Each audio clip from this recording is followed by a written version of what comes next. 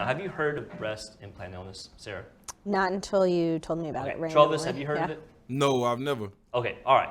So in the past, I guess 5 to 10 years, there's been this new kind of thing that's popped up that's called breast implant illness. And at first, I didn't really think too much of it because I just didn't think there was a whole lot of science in it. It just didn't sound like something that was necessarily like a huge problem. But it has gained a lot of popularity, and in this year, in fact, like it got a huge boost because have you guys heard of Danica Patrick, the race car driver? Okay, yeah. She actually had her breast implants removed, saying that she had breast implant illness. Now I have a little bit of a video there. Can you roll that one, Travis? I ended up with heavy metal toxicity, dysbiosis, leaky gut, hormone disruption, so low sex hormones and hormones overall, which include DHEA and vitamin D, as well as the sex hormones of progesterone, estrogen, and testosterone. So yeah, it was just kind of like my body just finally went, we can't do this anymore. Danica recalls how she knew something was wrong both during and after her racing career. I had one thing where if I put my arm behind my back, even when I was racing, I remember this because we do the national anthem and it'd usually be right hand on chest. And I remember doing it different and like just doing this just to see how it felt. And I was like, oh my God, I can't even get my arm behind my back. And I remember saying every now and again, like, I wonder if my implants are playing any role in this. My implants were so tight. It was just one at first that had hardened.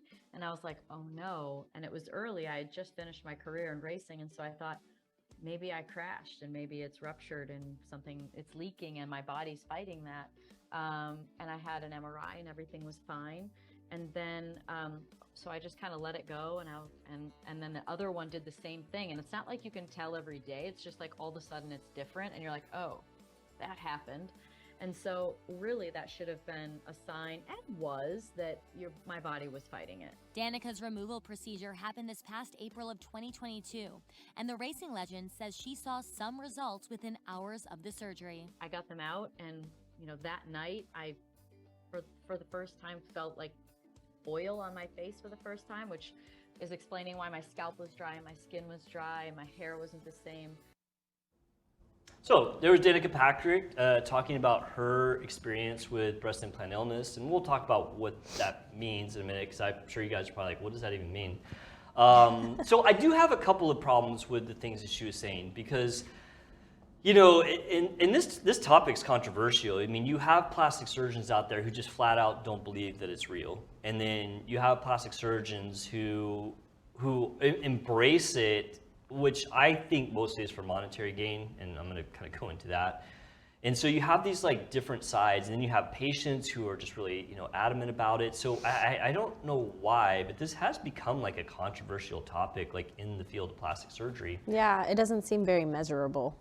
Right, you're right, because it's a self-reported disease. Yeah, and so that makes it difficult. So the issues I had with what Danica said, it's always funny, my daughter's name's Danica, so I say that, I'm like, Danica? No. That's a cool name. Yeah, it's a good name, right? So, when Danica Patrick was talking about things like her hormones and stuff being all out of whack, there's really no data whatsoever to support that. I mean, that's a measurable thing that can be measured, and so, when they do these studies, things like that, don't pop up as things that change with your implants. Right.